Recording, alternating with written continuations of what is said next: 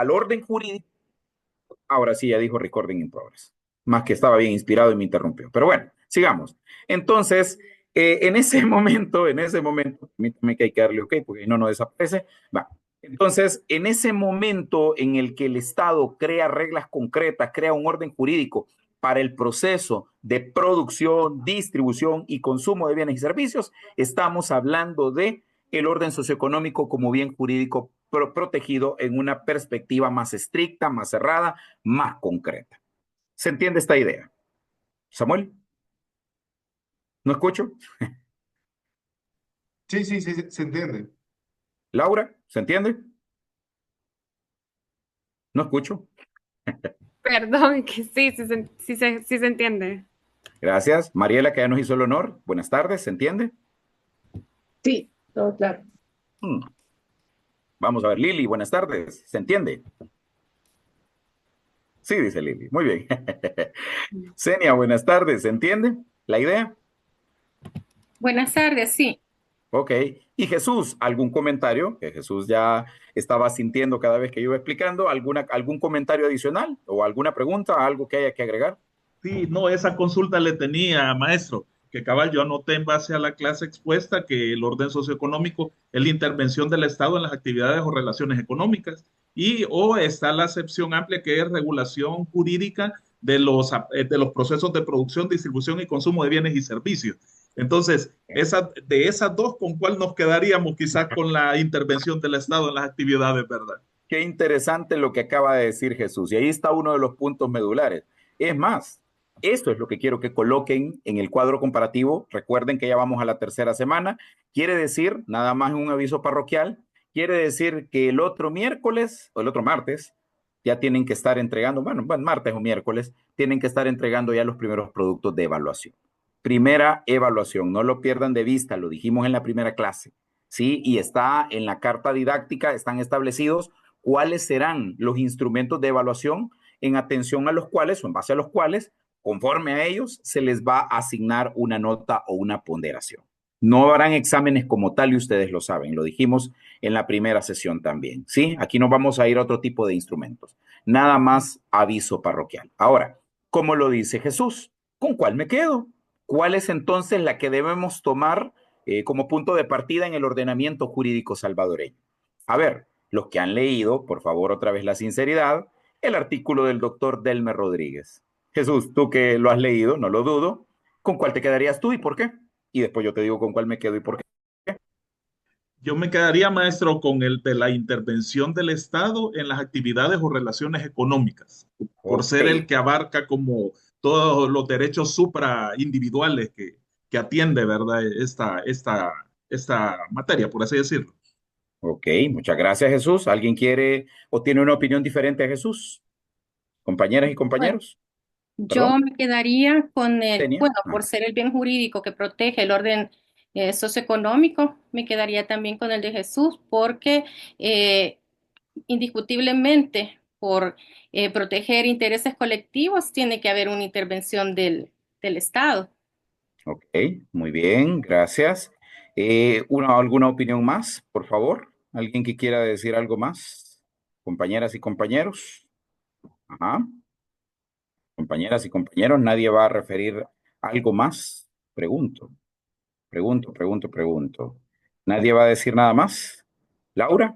¿Samuel? No, estamos No, de acuerdo. esa lectura todavía me falta leerla.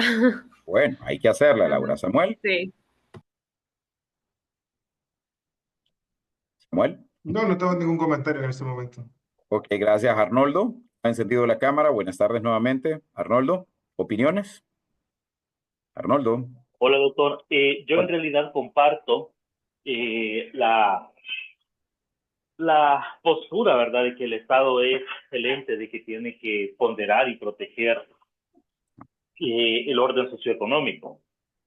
OK, No obstante, no Ajá. obstante, también encuentro mucho interés en la siguiente, en la intervención de los que se debe realizar para proteger pues, los bienes y servicios.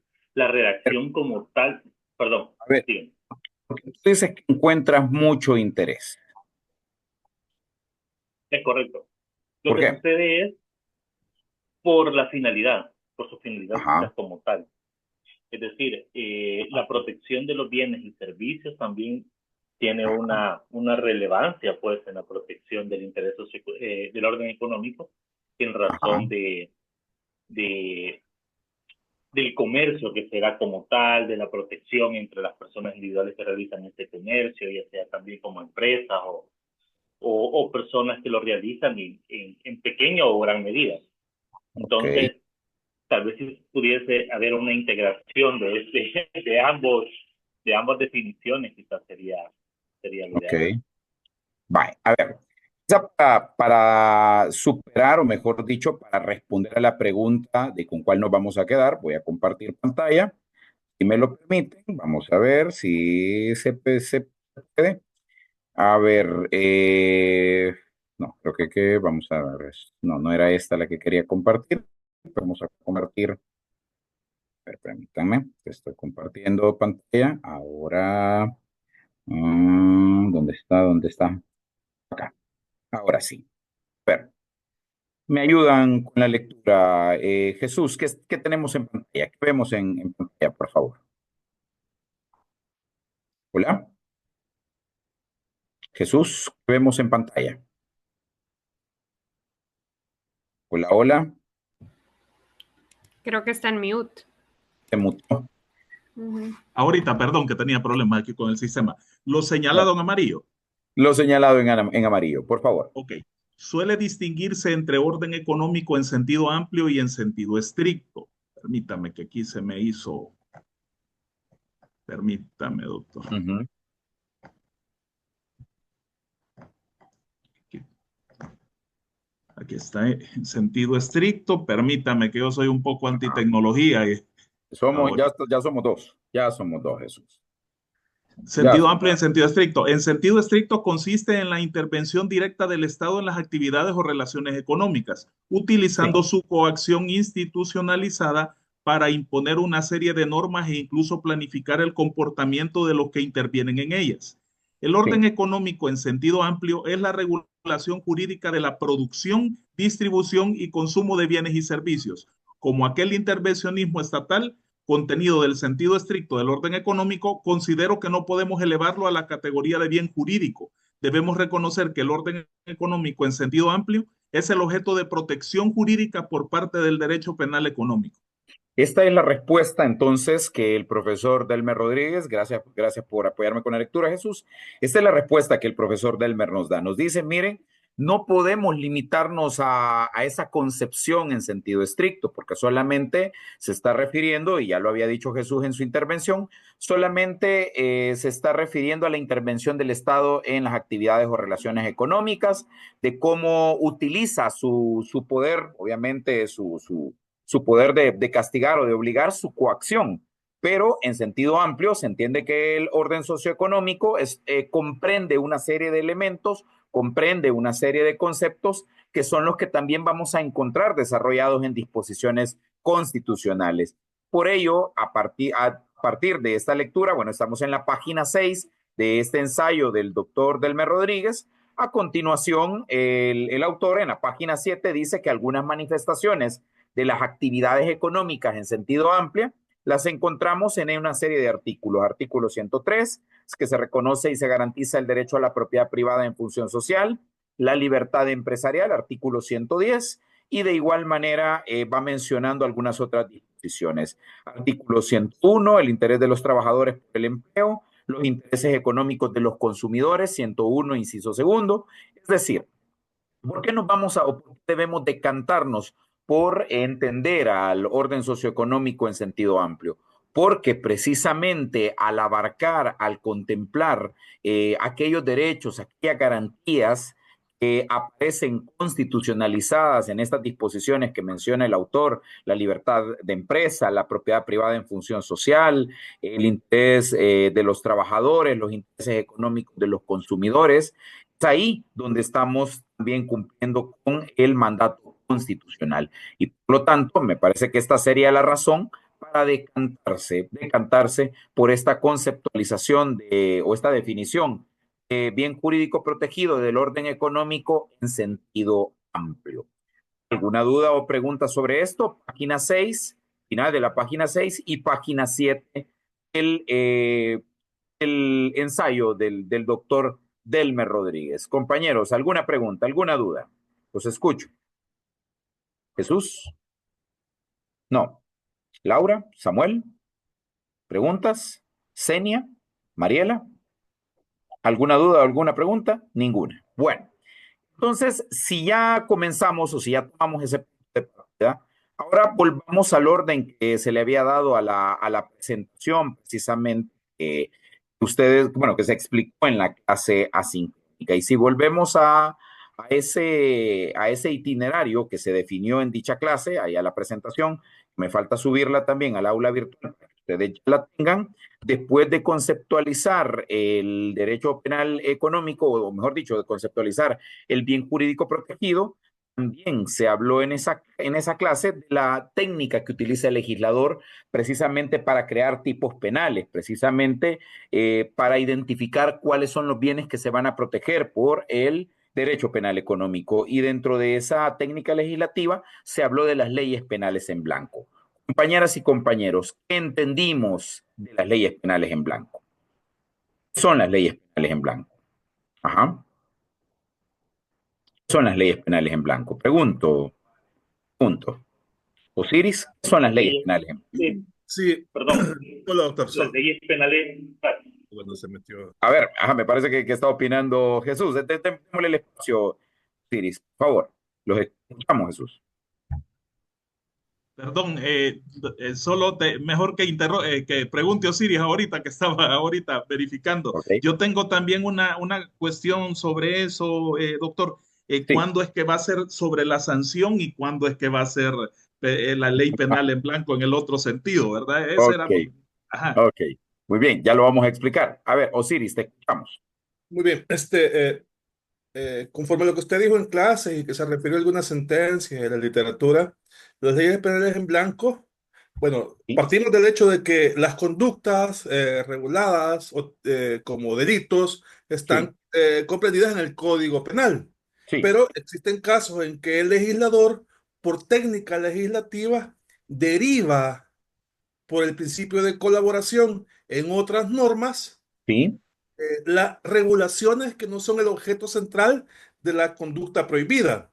A esa Correcto. técnica en la cual el legislador, por ese principio de colaboración, permite que otras normas, que inclusive no sea una norma en sentido formal, colabore con la ampliación de ciertos elementos del tipo penal, se le llaman leyes penales en blanco. Muy Y bien. en sentido inverso, conforme lo decía usted en su clase, existen las Sí. leyes penales al revés, las leyes Ok. penales blanco al revés. En este tema ya no estamos hablando de elementos de la conducta que se regulan en una norma diferente a la ley penal, sino que estamos hablando precisamente de la pena. O sea, Muy bien. existen elementos accesorios a la pena principal que Sí. no están comprendidos de forma directa en la legislación penal, pero que sí están regulados en una norma secundaria. La única Ok. curiosidad que tengo en este caso es, ok, en el primer caso, en la ley penal en blanco, está claro que por principio de colaboración, inclusive un reglamento pudiese poder llegar a regular o a complementar el tipo penal. Eh, Ok. Como se explicó y como lo ha dicho la jurisprudencia, lo que no puede hacer la norma secundaria es Sí. asumir completamente regular los aspectos nucleares de la conducta, porque entonces se violentaría el principio de reserva de la ley. Mi Correcto. pregunta en el otro caso es, en el caso de la ley penal en blanco al revés, Sí. estaríamos en presencia únicamente de leyes en sentido formal, o igual que en la ley penal en blanco se permitiría la regulación de estas penas, de estos elementos de la pena adicionales en un reglamento. Me quedó esa incertidumbre pues, diferenciando ambas. Ok. Muy bien. Excelente intervención. Veo que hemos hecho una lectura bastante reflexiva. Gracias, Osiris. Mariela, te escucho. Sí, nada más participar con este tema de las leyes penales en blanco, que si bien esas no regulan la tipificación completa del delito, esas pueden remitirse a otra normativa. Digamos que Correcto. la imputabilidad puede ser por el derecho penal y la responsabilidad de referirse a otra normativa que regule las conductas de los directivos, gerentes o empleados. Esa fue la comprensión que he tenido de las lecturas. Ok, gracias, Mariela. Arnoldo, te escuchamos. Arnoldo, Hola, doctor. Sí. hola. Antes de la reforma del Código Penal referente al delito de conducción peligrosa, Sí, estaba, bueno, la lectura de la norma era más o menos así. Decía de que la persona que conduciera bajo los efectos del alcohol disputara vías, había otras condiciones, iba a ser sancionada con prisión de, recuerdo que era de 2 a 4 años. Pero esta norma como tal necesitaba de un complemento, que sí, era el reglamento de tránsito. En sí, el reglamento de tránsito, perdón, la norma con el Código Penal decía de que la persona que sobrepasara los límites de alcohol establecidos. sí, Entonces el reglamento de tránsito ya decía en aquel momento, antes de la reforma, cuando se sobrepasaba el límite de alcohol. Y correcto. recuerdo que era 100 ml Sí, era un porcentaje de alcohol por cada tanto de sangre. El claro. detalle es de que la norma penal como tal no establecía todos los elementos que se requería de una persona para la configuración plena del delito. Este caso lo recuerdo muy bien porque yo llevé uno en La Libertad, donde a la persona me la condenaron, pero no le realizaron ni alcotest ni le realizaron prueba en sangre, ni alcoholemia ni alcoholuria. Entonces, lo que se hizo fue un protocolo de embriaguez, que es donde Sí, un doctor llega, determina el grado al parecer el nivel de alcohol que tenía solamente con la observación. Ya pone de moderado, leve y grave. Y el detalle es que yo apelé y la Cámara confirmó la sentencia, pero cuando casé, la sala le dio vuelta y la sala sí, claramente hace referencia a las leyes penales en blanco. Y sí, dice que efectivamente al no poderse determinar el grado de sí, alcohol en sangre de la persona fehacientemente, ya que solamente se podía determinar mediante una prueba sí, científica, no se sí. podía estar en presencia del cometimiento de un delito. Entonces, Ok. recuerdo ese caso porque la ley penal lo remitía a un reglamento donde se encontraban esas condiciones para configurarse el delito plenamente. Ok. A ver, a ver, gracias por la opinión, Arnoldo. A ver, compañeras y compañeros. Por eso yo insisto, tenemos que llevar una secuencia lógica, tenemos que llevar un orden de las cosas, porque si no nos vamos a diluir, nos vamos a confundir y nos vamos a complicar en este mar, en esta abundancia, en esta vastedad de conceptos y sobre todo de de lo que pudimos haber aprendido en el pregrado en relación al derecho penal. Como ya lo hemos venido diciendo, ¿cuál es la diferencia del derecho penal económico en relación al derecho penal nuclear, de donde nació, de donde surgió? ¿Por qué esta parcela es diferente? Pues es diferente primero por los tipos de bienes jurídicos o por el bien jurídico, que ya tratamos de definirlo, ya lo conceptualizamos, que comprende la regulación de esos aspectos de producción, distribución y consumo de bienes y servicios. Y esto implica, a su vez, que si entendemos así el bien jurídico, implica que entrarán en juego una serie de normativas, entrarán en juego una serie de derechos, una serie de áreas, como el derecho ambiental, el derecho laboral, el derecho de los consumidores, el correcto funcionamiento de la administración pública, el derecho tributario, y ante esa variedad de escenarios en los cuales el derecho penal económico tiene una incidencia o tiene precisamente su contexto, van surgiendo las necesidades de configuración de que el legislador, al momento de crear tipos penales, tenga que acudir a esas normativas que no son penales y que obviamente tienen los conceptos básicos que deben retomarse para poder crear o para poder construir un tipo penal.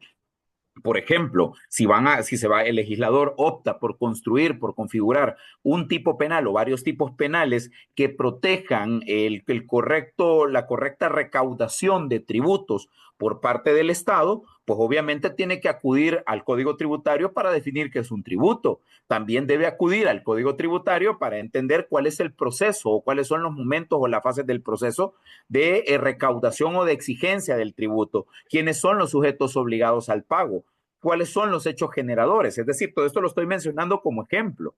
Y por ello, por estas razones que estoy mencionando, es que surge la técnica legislativa de las leyes penales en blanco.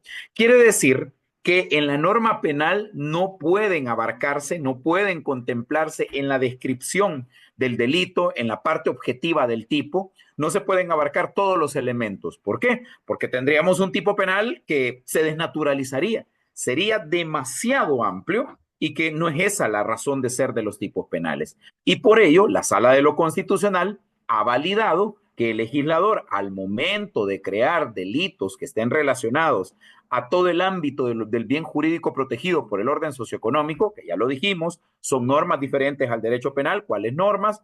Derecho ambiental, derecho mercantil, derecho bancario, etcétera, tenga que acudir a esos conceptos. Es decir, que le permita al legislador penal que cuando diseñe los delitos, cuando cree los delitos, en ese momento solo pueda dejar, por un lado, las leyes penales en blanco en sentido estricto, solo deje el supuesto de hecho con algunos elementos en el delito y la pena en el delito, en el Código Penal. Pero para completar el supuesto de hecho, para completar algunos de los elementos del delito, tenga que acudir precisamente a las normas extrapenales y no necesariamente normas que sean en sentido formal, que ya lo dijimos, son aquellas normas que han pasado por todo el proceso de formación de ley, sino que también los conceptos que van a ayudar a entender cuál es la prohibición, que van a entender cuál es el delito, van a estar también en una norma extrapenal que sea de inferior rango a una ley formal, es decir, una ley en sentido material. Maciel, te escuchamos. Buenas tardes. Hola, Maciel. Maciel. Hola, buenas tardes. Buenas tardes, te escucho. Solamente, solo para complementar una consulta. Entiendo que estas leyes en blanco son como complementarias de la principal. Hablando en la cuestión de área ambiental, por ejemplo, un ejemplo quizás sería donde dice que la ley dice que quien vierta sustancias prohibidas conforme a las normas se regulará conforme a las normas técnicas actuales vigentes, de la ley vigente y todo lo demás. Entonces estaría complementando de algo externo. Correcto. Va, Maciel, ese ejemplo que tú has puesto es precisamente un ejemplo de una norma penal en blanco. A ver, ya que mencionaste los delitos ambientales, ustedes todos tienen entendido a cabalidad, con exactitud, qué es flora y fauna protegida. ¿Ustedes me pudieran decir cuál es el catálogo de flora o fauna protegida? Pregunto, Jesús, ¿tú conoces toda la fauna protegida en El Salvador? Son, según tengo entendido, maestro, son todos los animales que conforman la biodiversidad nacional y que no son, podría decirse, sujetos a consumo humano. Ok, pero por seguridad jurídica,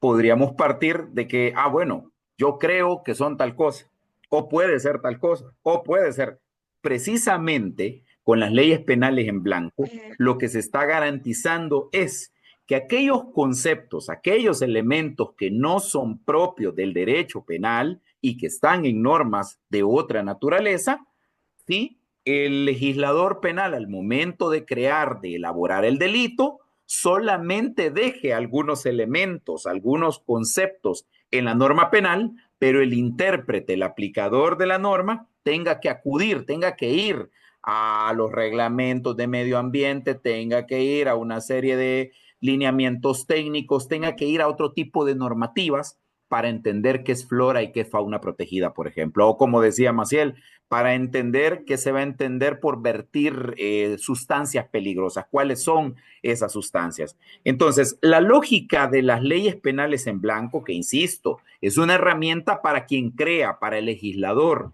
es una herramienta que le permite, para no crear tipos penales demasiado amplios, tipos penales que de pronto también pueden de alguna manera vulnerar la seguridad jurídica porque no quedará claro todos los elementos del tipo, todos los elementos en su parte objetiva, le permita acudir a esas normas de naturaleza extrapenal. Esas son las normas penales en blanco en sentido ordinario. Y las normas penales o las leyes penales en blanco al revés son o se refiere a aquellas en las cuales lo que falta para completar el tipo penal no es en el supuesto de hecho, no es en relación a un concepto o a un elemento para entender la conducta prohibida, sino que es en relación a la sanción o a la pena que se va a imponer en cada caso en concreto. Y por eso, en las sentencias de inconstitucionalidad que se les han proporcionado en el aula virtual, se dice muy claramente que un ejemplo de una ley penal en blanco al revés es, por ejemplo, en aquellos delitos en los cuales el legislador, además de la sanción principal, ha establecido una sanción de multa. Pero que esa sanción de multa, para cuantificarla, para definirla, tenemos que ir a una norma extrapenal, que puede ser una ley en sentido formal o también puede ser una ley en sentido material. Un reglamento, un lineamiento, puede ser de pronto una ordenanza. A ver, un ejemplo muy actual de cómo funcionan estas técnicas legislativas, aunque no son normas penales, pero es un ejemplo de la famosa reserva de ley relativa, va a ocurrir dentro de poco con las reformas a la ley del notariado. Si ustedes leen las reformas a la ley del notariado, el legislador habilita a la Corte Suprema de Justicia para cobrar un arancel, pero no le dice el legislador de cuáles van a ser los parámetros para fijar el arancel. Eso quedará definido o se define en los lineamientos técnicos que ya fueron aprobados y que en Corte Plena y que dentro de poco van a ser publicados. ¿Para qué? Para que precisamente cuando queramos saber en un caso específico cuánto me va a costar un testimonio, ¿sí? Yo me vaya a los lineamientos y ahí voy a encontrar cuánto costará conforme a los aranceles que han sido definidos. Nada más lo estoy comparando, estoy haciendo un ejemplo. Y en el caso de los delitos, insisto, si de pronto en un delito ambiental, los famosos delitos de depredación de flora y fauna protegida, ¿cuál elemento le hace falta y por qué es una ley penal en blanco? No sabemos qué entendemos o qué abarca, qué comprende o hasta dónde llega el concepto fauna y flora protegida. Entonces, tenemos que ir a la ley de medio ambiente, tenemos que ir a los reglamentos de medio ambiente, tenemos que ir a todos los instructivos para completar el tipo penal y saber en cada caso en concreto si hemos depredado o no hemos depredado una flora o una fauna que está protegida. Lo mismo ocurre, como ya lo decía, en los delitos tributarios. Lo mismo ocurrirá también en aquellos delitos que protejan los derechos de los consumidores. Lo mismo ocurre también en aquellos delitos que protegen la salud. Porque hay conceptos que no pueden quedar establecidos en el delito o en el tipo penal, sino que hay que remitirse a las normativas específicas que no son derecho penal, para terminar de completar el supuesto de hecho o el delito. Normas penales en blancos ordinarias. Normas penales en blanco al revés, cuando lo que hace falta es un elemento de la sanción. Ejemplo clásico, el elemento de la multa. ¿Cómo la voy a cuantificar? Si la voy a cuantificar en días multa, ok, pero los días multa, ¿cómo lo voy a establecer? Conforme al salario mínimo urbano, conforme al salario mínimo agrícola, conforme al salario mínimo de servicios, porque hay una clasificación de distintos tipos de salarios mínimos. ¿Se entiende, compañeras y compañeros, este tema de las leyes penales en blanco al revés? ¿Y cuál es la justificación para utilizarlas en el derecho penal económico? Estas técnicas legislativas, ¿se entiende? No los veo muy convencidos. Compañeras y compañeros, ¿se entiende? Sí, sí, se entiende. ¿Qué se entiende? Sobre la aplicación de las Ajá. leyes penales en blanco y las leyes penales al revés, y la referencia que hacen hacia las otras normativas para poder tipificar los delitos sin, digamos, desconfigurar la tipificación ya establecida. Me gusta eso último, me gusta esa frase, Mariela, que has utilizado, sin desconfigurar. Muy bien, o sea, sin desnaturalizar que en el Código Penal, o sea, el delito tiene una descripción, Mariela, debe tenerla, ¿sí? Y deben aparecer cuáles son las conductas prohibidas. Pero si de pronto la conducta prohibida, para entenderla completamente, para entender la cabalidad, necesita elementos o conceptos extrapenales, pues entonces ahí es donde vas a identificar tú o te vas a ubicar que estás en una norma penal en blanco. Y si en todo caso lo que falta es un elemento de la sanción, como puede ser la sanción de multa, pues entonces ahí estás en una norma penal en blanco al revés. Laura, tú levantaste la mano, te escucho. Sí, solo quería estar segura si la relación que existe entre este tipo de normas con el tema que estamos viendo del derecho penal Económico. empresarial, digamos, Ajá. y según el bien jurídico del bien, bueno, el bien jurídico protegido de este tipo de derecho, si está relacionado con que a partir de ese tipo de normas vamos a determinar la imputabilidad dentro de, Por o ahí cómo está vamos. relacionado. Va. Laura, Vale. la presentación que se les hizo en la clase asincrónica, siempre pónganle atención a la segunda diapositiva. Yo en la segunda diapositiva siempre coloco cuál es la hoja de ruta que se va a seguir para cada clase en específico. Y en esa clase, la hoja de ruta, que tiene obviamente un gráfico de los que ya viene o de las formas que ya tiene PowerPoint por definición, yo les colocaba como primer punto los principios constitucionales del derecho penal económico, de los cuales hemos hablado en la primera sesión y en la sesión asincrónica. Luego, como segundo punto, la definición del orden socioeconómico como bien jurídico. Y como tercer punto, el derecho penal económico o derecho penal de la empresa.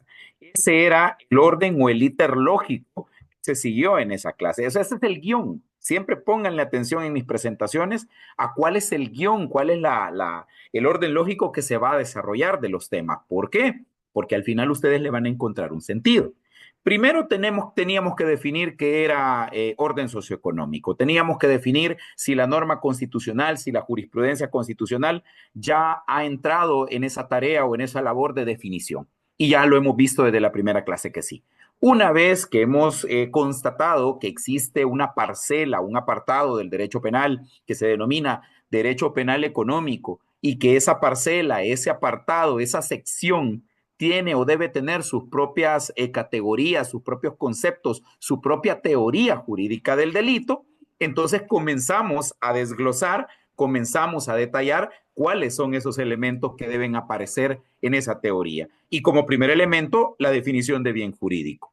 Como segundo elemento, Laura, nos referimos a la manera en cómo se crean las normas penales, ¿sí? En esta parcela, en este ámbito del derecho penal económico. Y por ello hemos entrado a este tema de las normas penales en blanco y las normas penales en blanco al revés. Porque esto te va permitiendo a ti irte ubicando y sobre todo te permitirá concluir, bueno, aquí están las justificaciones para que exista esta parcela o esta rama del derecho penal económico, porque alguien se pudiera estar preguntando, bueno, pero ¿y esto por qué tiene que existir? ¿Cuál es la razón de ser de que exista un derecho penal económico? ¿Por qué las reglas de la teoría jurídica del delito tienen que cambiar? ¿Por qué los principios y los conceptos tienen que cambiar? ¿O no se han hecho esa pregunta? Porque esa es la pregunta que tendrían que haberse hecho lógicamente al ver la clase asincrónica y al ir desarrollando cada una de las lecturas que se les ha dado.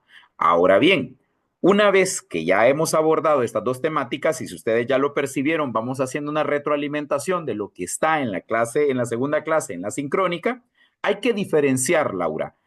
¿A dónde estamos? ¿Estamos en un derecho penal económico o en un derecho penal empresarial? Y esa es la pregunta, es una pregunta fundamental. Porque la denominación de la materia, ¿cuál es, compañeras y compañeros? ¿Cuál es la denominación de la materia, Samuel? ¿Samuel? Derecho penal empresarial. Ok, ¿y no te has preguntado por qué la denominaron así y no derecho penal económico? Ajá. Asumo porque el abordaje que se le va a dar es enfocado en los delitos que se pueden dar dentro de una sociedad o dentro de una estructura societaria. A ver, interesante lo que dice Samuel. Ojo con lo que está diciendo. Dice Samuel, porque el abordaje va encaminado a los delitos. Ok, es cierto, porque muy probablemente es un buen punto a favor. Mire, perdón, los delitos se van a desarrollar en la dinámica, en el escenario, en las relaciones de las empresas o de las personas jurídicas. Sin embargo, Samuel, como todo en Latinoamérica o Iberoamérica, todo en el derecho, no perdamos de vista el elemento histórico. ¿Quién nos conquistó? Nos conquistó España, que está en la Europa continental, en la plataforma continental. Pero a la par de la plataforma continental europea, ¿qué se encuentra? Se encuentra el Kingdom. ¿Qué es el Kingdom? El Reino Unido. Y su tradición jurídica es diferente. Ellos no tienen una tradición jurídica igual a la nuestra, que se deriva de la tradición romana, de la tradición francesa, de la tradición italiana, alemana. Todo ello ha influido para conformar el derecho que tenemos en Latinoamérica. Pues sí, porque los países estaban cercanos, pues estaban vecinos. Pero en el caso del Reino Unido, en el caso de los sajones, de los anglos, había una barrera natural. ¿Cómo se llama? El Canal de la Mancha. El Canal de la Mancha. Hay una separación, ¿sí? Hay un espacio de mar ahí. Entonces, eso provocó que su tradición jurídica fuera diferente y también, obviamente, por sus raíces nórdicas, que también las tienen. ¿Por qué explico todo esto? No es estudios sociales. Lo explico porque aquí viene, o esta es una de las razones para entender si debemos denominarlo derecho penal económico o derecho penal empresarial. Para ello se les pedía, déjenme ubicarme, por favor, se les pedía que por favor leyéramos un primer apartado o un tema de un libro que les proporcioné. Permítanme, vamos a ver dónde lo tenemos. Acá está. Un libro de derecho penal económico que han escrito varios autores muy respetados, son autoridades en la materia en España. Entre ellos aparecen el doctor Norberto de la Mata Barranco, Jacobo Dopico, Adán Nieto Martín, son personas sumamente respetadas en estos temas. Y en la página, en este momento, los ubicamos para que, por favor, sea más fácil. Vean que esta les estamos ayudando en la lectura para que no tengan que desgastarse mucho. Vamos a ver, vamos a ver, vamos a ver. Vamos a ver, permítanme. Había que remitirse a los apartados siguientes. Vamos a ver, había que remitirse a partir de la página 50. Vamos a compartir pantalla, por favor, para que hagamos una lectura comprensiva y después de compartir pantalla, de hacer la lectura comprensiva y la discusión pertinente, me parece que vamos a ir al pequeño receso. Bien. Samuel, por favor, ayúdame, te suplico que me ayudes con la lectura de lo que está sombreado, página 53, por favor, del libro que ya les mencionaba. Te escucho, Samuel. Derecho penal de la empresa versus derecho penal económico. Los delitos que conforman el derecho penal de la empresa no ocupan un lugar específico, un título o un capítulo en el Código Penal. En realidad, acabamos de ver, este término tiene sobre todo sentido a la luz de la criminología, delitos cometidos por empleados directivos en el marco de la actividad empresarial con la intención de beneficiarla. Dentro de esta categoría entran figuras delictivas tan diversas como los delitos contra el Ajá. Contra él, perdón. Ajá. Por favor. medio ambiente, el abuso de información privilegiada, la estafa o incluso el tráfico de seres humanos, siempre que tenga que ver con la actividad de la empresa. En Francia, donde se habla del derecho penal de los negocios, o en Italia, donde la expresión más usual es derecho penal comercial, el término obedece más a la fenomenología de los comportamientos, o como se presentan, que a reflexiones jurídicas o realizadas desde el derecho positivo. Ok, Desde el sigamos punto acá. Ajá, sigamos. Desde el punto de vista del derecho, el término sin duda más elaborado es el derecho penal económico.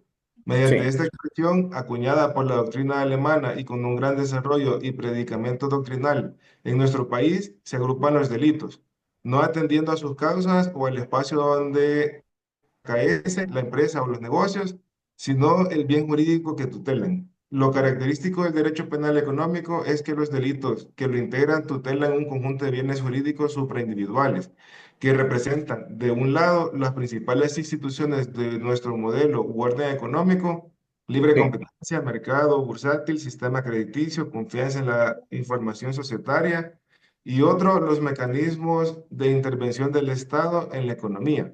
Hacienda pública, seguridad social, subvenciones públicas, regulación del comercio exterior. Muy bien, sigamos por acá, por favor. No obstante, y pese a los esfuerzos doctrinales, no se han aislado con precisión los bienes jurídicos propios del derecho penal económico. Y, por otro lado, resulta complicado en ocasiones trazar una línea de división clara entre lo patrimonial y lo supraindividual. Así, la utilización ilícita de una marca constituye tanto un comportamiento de competencia desleal, supraindividual, como una lesión del derecho de propiedad industrial. O, por poner otro ejemplo más, los delitos de insolvencia tutelan tanto el derecho de crédito como sirven para asegurar un grado de confianza, por un lado, tutelan el derecho de crédito de un concreto afectado, pero por otro, sirven para asegurar un grado de confianza en el comportamiento ordenado de los deudores, que es necesario para que el crédito como institución exista. Además de lo anterior, la distinción entre bienes jurídicos individuales y supraindividuales se han utilizado por una importante corriente de pensamiento, la denominada Escuela de Frankfurt, Sí. de manera crítica. Según esta corriente de derecho penal, habría de centralizarse en la protección de bienes jurídicos individuales, dejando la protección de bienes jurídicos supraindividuales a otro sector del derecho. Esta crítica se cruza en cierta medida con lo que atañe a la legitimidad de los delitos de peligro abstracto. Ok, permíteme. Sigamos acá. A continuación, más con fines expositivos que con fines de intentar cerrar la polémica en torno a los límites del derecho penal económico, podríamos indicar que este comprende las siguientes infracciones. Démonos Delitos. ahí un momento. Démonos ahí un momento, por favor, Samuel. Bien. A partir de lo que hemos leído, entendemos de dónde surge una denominación, de dónde surge otra, cuál es la diferencia entre ambas. Escucho opiniones, compañeras y compañeros. Escucho opiniones. Ajá. A partir de lo que ha leído Samuel. Ajá. ¿B de voluntario o B de víctima? Jesús, te escucho. Yo tengo entendido, maestro, que el derecho penal de la empresa se establece exactamente, se enfrasca en los delitos de los empleados y directivos en la actividad empresarial para beneficio propio. Y Ok. la diferencia con derecho penal económico son delitos contra el orden socioeconómico, protegiendo el bien jurídico que tutelan, que son derechos supraindividuales. Eso es lo que yo logro comprender, que los bienes jurídicos tutelados son de naturaleza económica unos y los otros atienden el derecho penal de empresa, atiende a los delitos de empleado y directivos. Es lo que Ok. yo comprendo. Excelente. Muchas gracias, Jesús. Osiris, te escucho.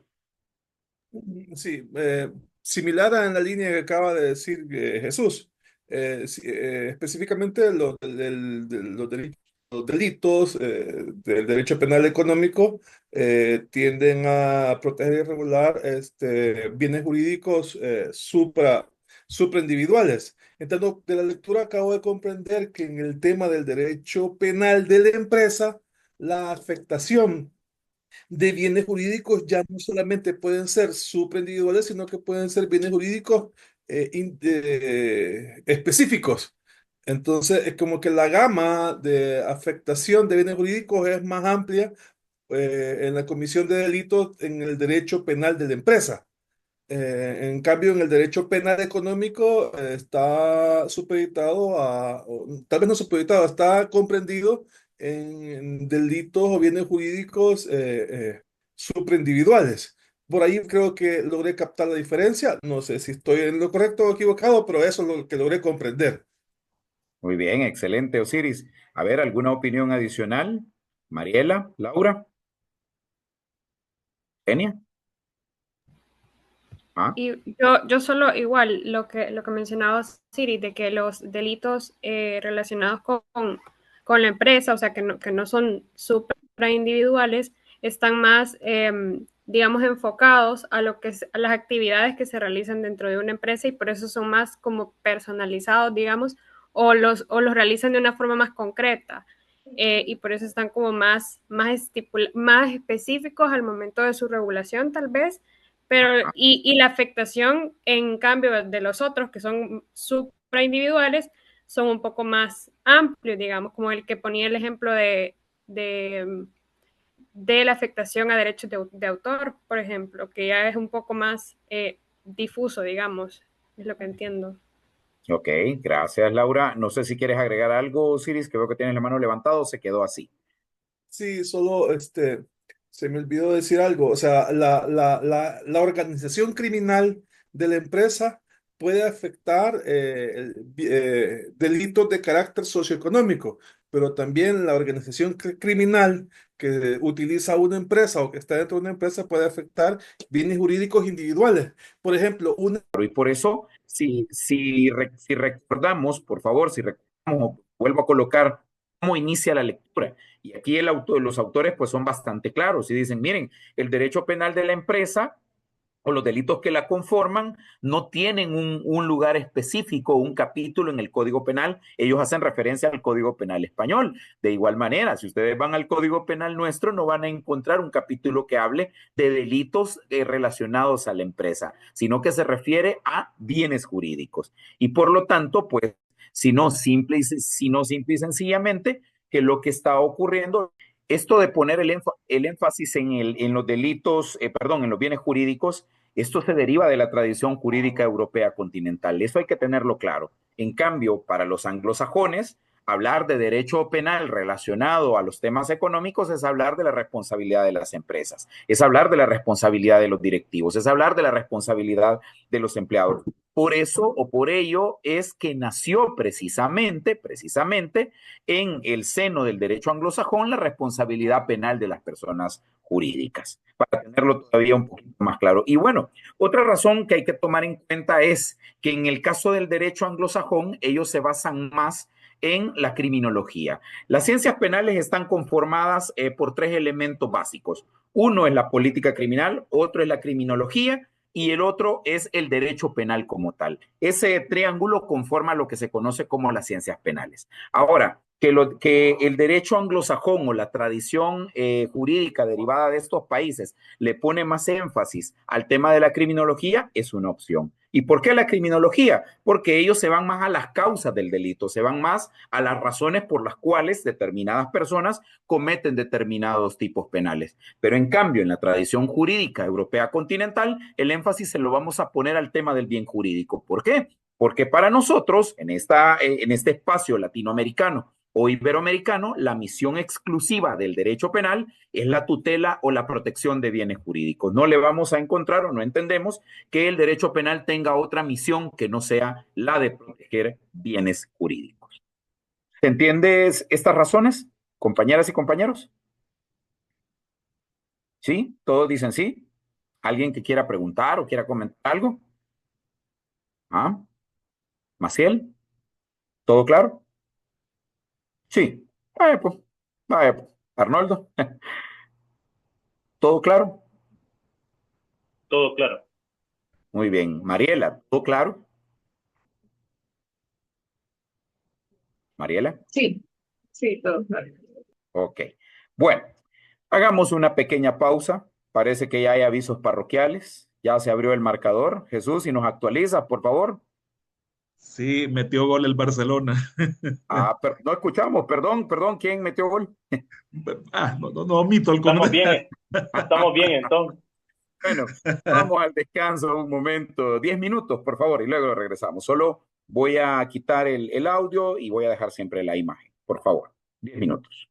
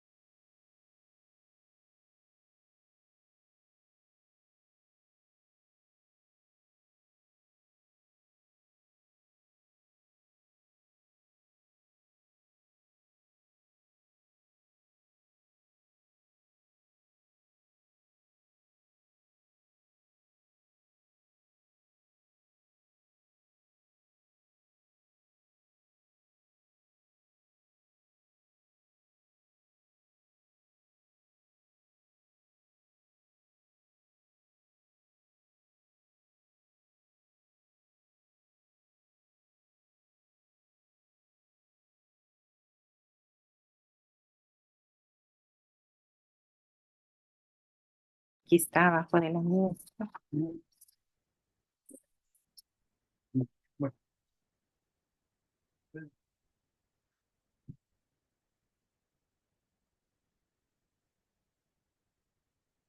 Y cuando regresa Félix de Roma, tú. Hola, buenas tardes. Alguien se le activó el micrófono. Están preguntando por Félix, por favor. Bien, vamos volviendo, compañeras y compañeros. Sé que es difícil mantener la atención en este momento, específicamente este día y a esta hora, pero tenemos que superar esto y falta todavía el 31 de mayo. No sabemos. También será complicado ese sábado. Pero bueno, entonces vamos retomando con lo que nos fuimos antes de la pausa. Estábamos haciendo la diferenciación entre las denominaciones, entre los conceptos de derecho penal económico y de derecho penal de la empresa. Hay razones, como ya lo decía, de naturaleza, de orden o de tipo histórico. Las tradiciones jurídicas son diferentes. Una centra su atención más en el tema de los bienes jurídicos, otra va a centrar o va a poner el énfasis en cuanto a la comisión de delitos por parte de directivos y de empleados de las empresas. De igual manera, mencionábamos que en el caso del derecho anglosajón, ellos prefieren partir para hacer una conceptualización y una denominación de derecho de empresa, pues parten del aspecto criminológico, es decir, las condiciones personales del sujeto que comete el delito, que es un sujeto vinculado a la empresa, que tiene una posición dentro de la empresa, es un directivo, es un empleado de la empresa. Es, digamos, para el derecho anglosajón lo más importante al momento de construir tipos penales o normas penales para precisamente castigar los comportamientos delictivos relacionados o vinculados a las personas jurídicas. Y por ello lo decía antes de irnos al receso, que de hecho la responsabilidad penal de las personas jurídicas surgió ahí.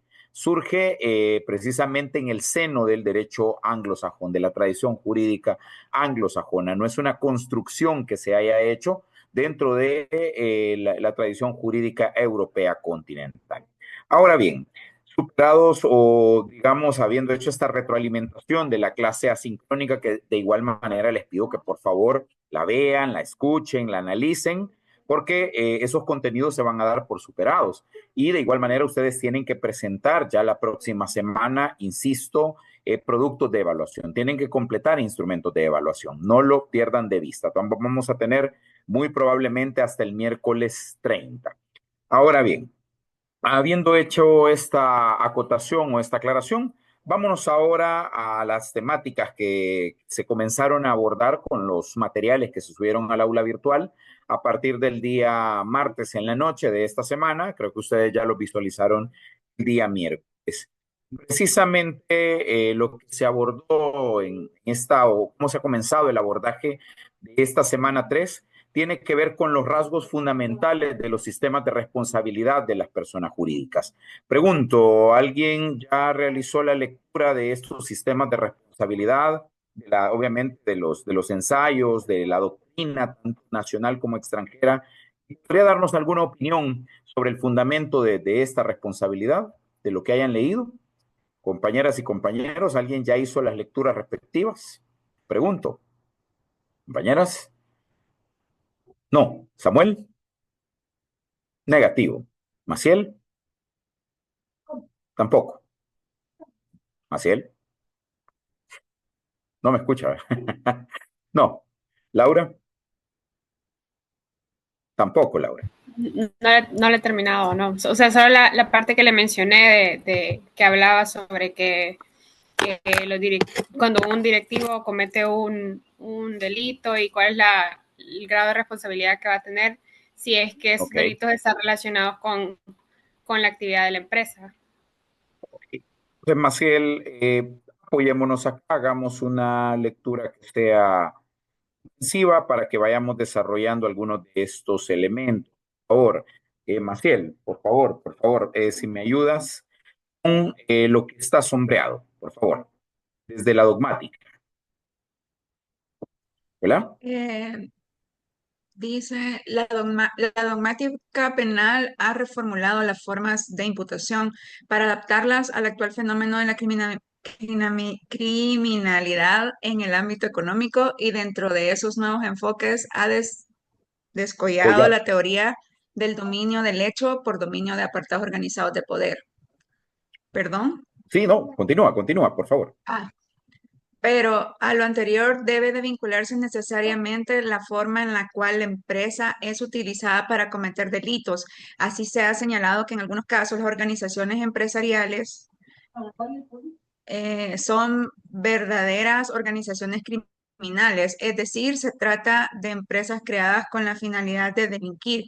En otros casos, las empresas son utilizadas por organizaciones criminales que se incumben en sus órganos de dirección y las utilizan para cometer delitos. También hay casos en los cuales la empresa no tiene que ser una finalidad No tiene per criminal y se, la misma, no tiene perdón. per se, perdón, no tiene per se una finalidad criminal. Ah, sí, Es perdón. por sí misma, una finalidad criminal. que- ajá, en la misma y se utiliza eventualmente para cometer delitos. Bien, quedémonos un momento ahí. Fer, ¿cómo comenzamos el análisis de este nuevo tema? El tema y es algo que Laura nos mencionaba desde el inicio, hacía una pregunta muy interesante. También me recuerdo que Jesús comentó al inicio de la clase, cuando solo habíamos ingresado algunos pocos, comentaban sobre este tema de la imputación en las estructuras empresariales. Cómo saber, cómo tener claro cuáles serán los criterios, los parámetros que debemos seguir para determinar quién va a tener responsabilidad en el seno de una organización empresarial. Y la primera idea que surge dentro de esta lectura, dentro de este ensayo del maestro Carlos Sánchez Escobar, es lo que se denomina como la teoría del dominio del hecho por dominio de aparatos organizados de poder. A ver, para explicar esta teoría, partamos del primer elemento, el dominio del hecho. ¿Qué es el dominio del hecho? ¿Alguien tiene alguna idea, alguna noción? ¿Recuerda algo que se haya visto anteriormente en el pregrado? Arnoldo, ¿qué es el dominio del hecho?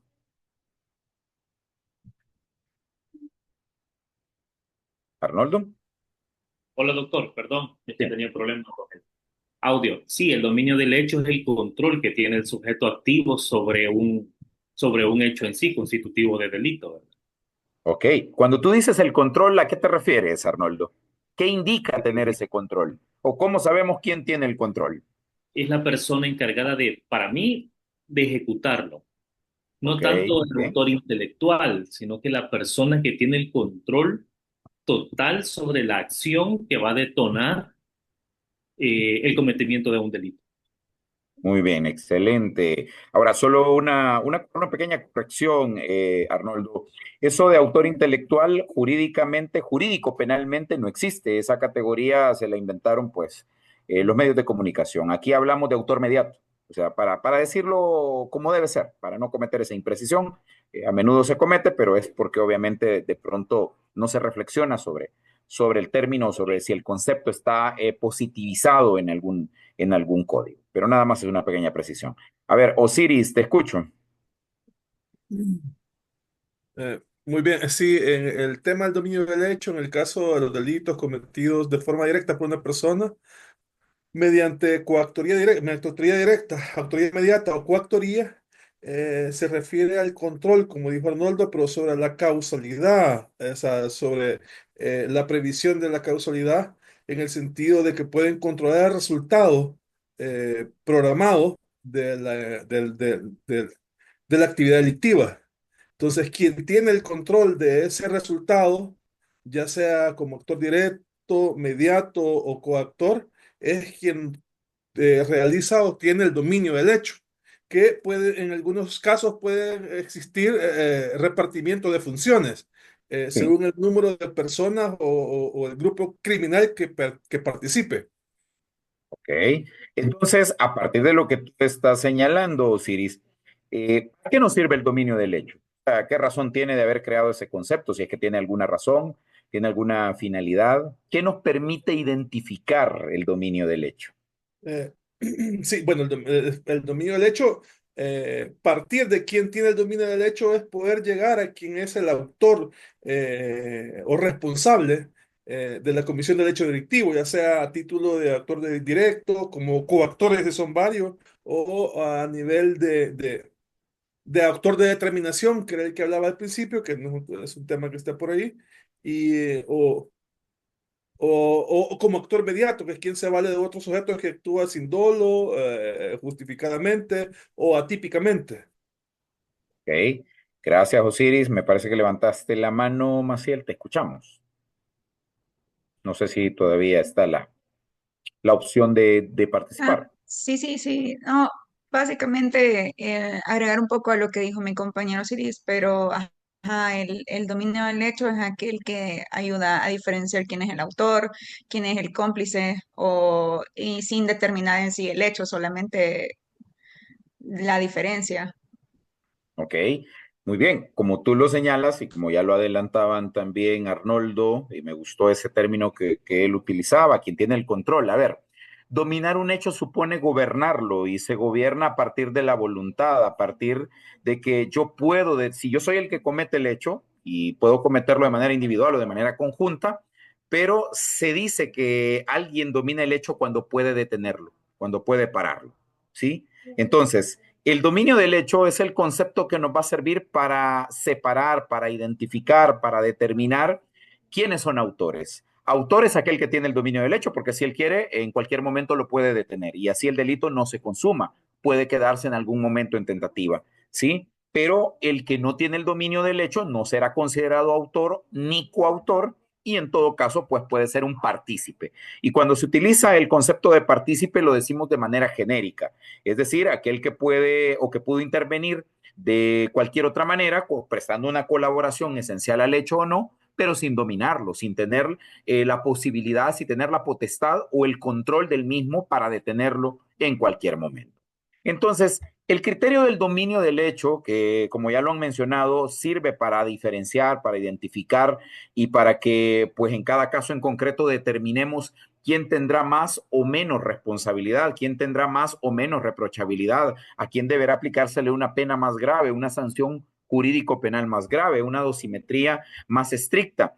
Pues obviamente esto ha servido y ha sido el criterio imperante, el criterio aceptado universalmente para, y en toda Iberoamérica, para decir o para identificar a quienes vamos a sancionar como autores o como autores o coautores. Y quienes no estén en esa posibilidad de dominar el hecho, pues serán considerados partícipes de manera genérica y ahí entran los cómplices necesarios o no necesarios, dependiendo si la colaboración que prestaron a la realización del hecho fue una colaboración esencial o no esencial.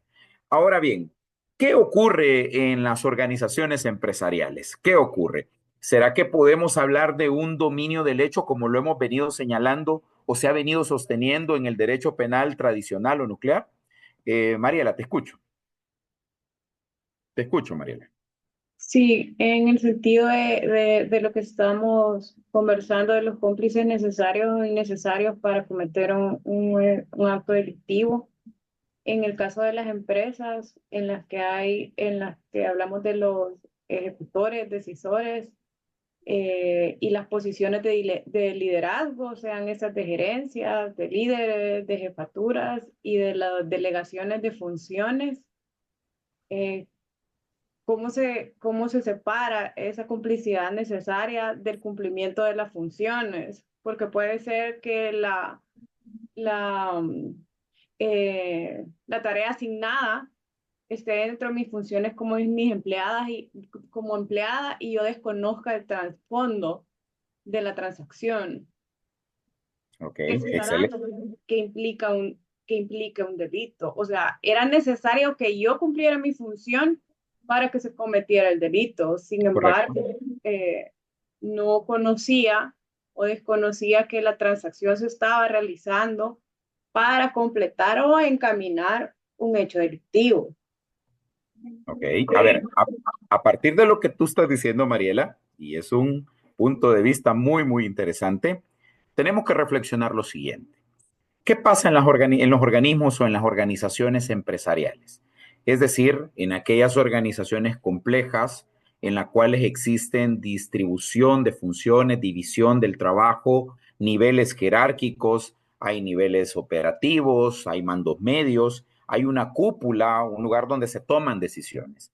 ¿Qué ocurre? ¿Cómo podemos, y como tú lo preguntabas, cómo podemos saber, cómo podemos identificar en cada caso en concreto a quién debemos sancionar y a quién debemos castigar? Por un lado, Mariela, como lo señala acá el autor, se utiliza la famosa teoría del dominio de aparatos organizados de poder.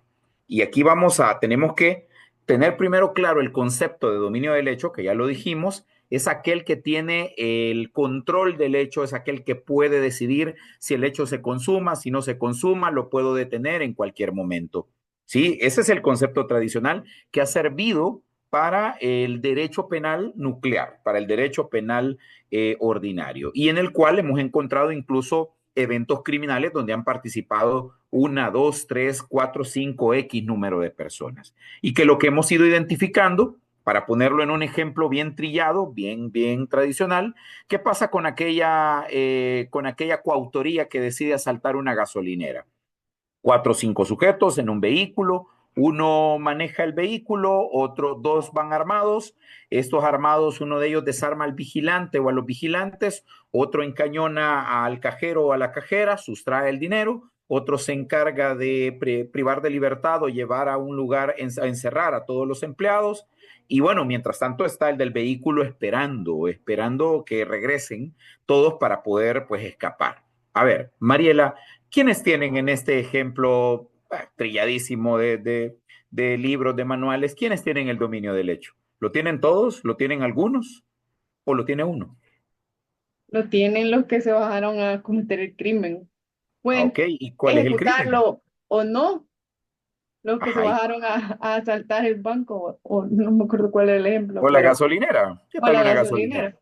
A ver, Ajá. Mariela, y Porque entonces el que estaba en el vehículo, el que los transportó, el que los llevó, el que los esperó, que les ayudó a escapar, no tiene dominio del hecho. hasta que los ayude a escapar. Hasta Antes no. entonces. Entonces, a Porque ver, Mariela, pueden ir en cualquier otro vehículo, pueden ir en Uber, pueden ir en bus, pueden irse en una mototaxi, pero a para ver, el regreso tiene que ser rápido. Mariela, cuando hablamos del delito de robo, ¿cuál es la conducta castigada? ¿Qué se castiga en el robo? Se castiga despojar a otra persona con violencia, con violencia. Y esa es la diferencia con el hurto. En el hurto la violencia no es a la persona, es sobre las cosas. Pero en el robo lo que se castiga es la violencia, la utilización como un medio para poder despojar a otro de un bien, de un objeto. Entonces, podríamos decir que quienes tienen el dominio del hecho en un delito de robo son aquellos que son capaces de ejercer la violencia. Bueno, pregunto, Mariela, Sí, son aquellos que son capaces de utilizar los medios violentos para despojar, porque sin esos medios violentos no ocurre el despojo, para que lo tengamos claro. ¿Estamos bien ahí, Mariela? ¿Sí? sí, Osiris, ¿estamos bien ahí? No. Sí, sí, sí, doctor, tenía mi micrófono apagado. Sí, recuerdo sobre esta Ah, teoría sobre el dominio funcional del hecho, donde había una una repartición de funciones, distribución de una funciones. distribución de funciones y cada uno de los partícipes ejercía una función esencial para que se cometiera el delito. Y en ese Correcto. sentido, todos tenían el dominio del hecho y todos son coactores y partícipes del mismo. Ok, muy bien. Ahora, si tenemos claro, con este ejemplo burdo, si tenemos claro que todos tienen dominio del hecho, aunque dice Mariela, el que maneja yo lo dudo, lo puedo considerar más como cómplice, porque no es el que ejerció la violencia, ¿sí? No es quien tenía el medio violento, el arma blanca, arma de fuego, el mecanismo violento no es el que despojó. Él solamente ayudó a escapar y ya ese es un acto de agotamiento. Ya el despojo con violencia ya se produjo, ya se realizó. Bien, a partir de ese entendimiento de la teoría del dominio del hecho, surgió, como lo decía al inicio de la clase, después del evento histórico de la Segunda Guerra Mundial y específicamente después de lo ocurrido en los campos de concentración, en los cuales pues, murieron 6 millones de judíos y murieron personas de otras nacionalidades, de otras creencias, que fueron asesinados por soldados rasos, ¿sí? Pero que las decisiones de quitarles la vida vinieron de las altas esferas del ejército nazi. vinieron obviamente de los dirigentes, vinieron de los generales del ejército. Entonces, la pregunta en los juicios de Nuremberg era, si el jefe, el dirigente, el general, no jaló el gatillo y no le quitó la vida, ¿podemos atribuirle la responsabilidad por el homicidio? Y aquí es donde, como abogadas y abogados, insisto, no utilicemos, no hagamos uso, no caigamos en el error de ese concepto, de esa denominación de autor intelectual, porque eso jurídicamente no existe. Lo que existe es autoría y participación. Entonces aquí tenemos que identificar cuáles son los criterios que nos van a permitir en el ámbito empresarial identificar quién va a tener responsabilidad y quién no va a tener. Por un lado, se habla de un dominio del hecho por aparato organizado de poder. ¿Quién tiene dominio del hecho en un aparato organizado de poder? El ejemplo clásico, como lo decía, o el ejemplo, el punto de partida para crear esta teoría en Alemania, fue precisamente el evento del Holocausto, el evento de los campos de concentración, y al juzgar a los altos mandos militares nazis, pues se llegó a la conclusión que ellos dominaban el aparato. ¿Y cuál era el aparato? Era el ejército, ¿sí? Dominaban toda la milicia, tenían control sobre sus subalternos, quienes debían seguir órdenes. Y que siendo órdenes ilegales, ellos también respondieron personalmente porque no se deben cumplir órdenes ilegales. Pero, para poder imputar, para poder acusar, para poder señalarlos como responsables de los homicidios a los altos mandos, es que crean Jacobs y Roxin esta teoría de los aparatos organizados de poder. Y dicen que los aparatos organizados de poder son aquellas organizaciones complejas, otra vez, que tienen distribución de funciones, en los cuales existen diferentes mandos, en los cuales existe una cúpula, un centro de poder donde se toman las decisiones. Y de ahí descienden hacia los escaños más bajos. Haciendo el símil, ya trasladando este concepto al escenario del derecho penal económico y del derecho penal empresarial, encontramos que precisamente en las personas jurídicas, en las empresas, en las sociedades, ocurre el mismo fenómeno. Es decir, las decisiones que se toman en la cúpula, las decisiones que se toman por la alta gerencia, van descendiendo a través de los mandos medios hasta llegar a los mandos operativos. Y por lo tanto, surge la misma pregunta. ¿Qué pasa si en la cúpula, en el mando, en el centro de poder se toma una decisión que conlleva a la realización de un hecho ilícito, ¿sí? Pero este fue ejecutado por un mando operativo que ni siquiera pues se da cuenta de cuáles las razones de toma de esa decisión, ni siquiera sabe por qué le ordenaron eso, ¿sí? O no reflexiona, o no tiene la posibilidad de saber que detrás de esa decisión habrá un comportamiento jurídico penalmente relevante.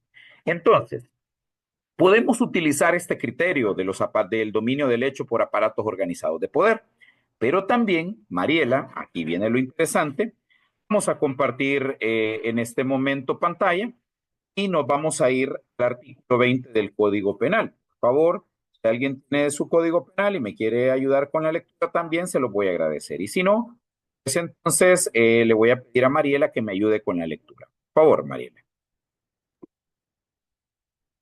Comisión por omisión, artículo 20. El que omite impedir un resultado responderá como si lo hubiere producido, si tiene el deber jurídico de obrar y su omisión se considera equivalente a la producción de dicho resultado.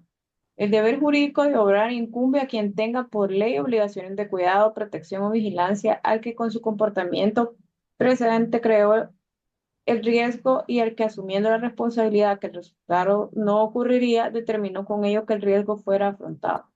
A ver, Mariela, ¿qué se entiende de la lectura de este artículo? ¿Qué se entiende así?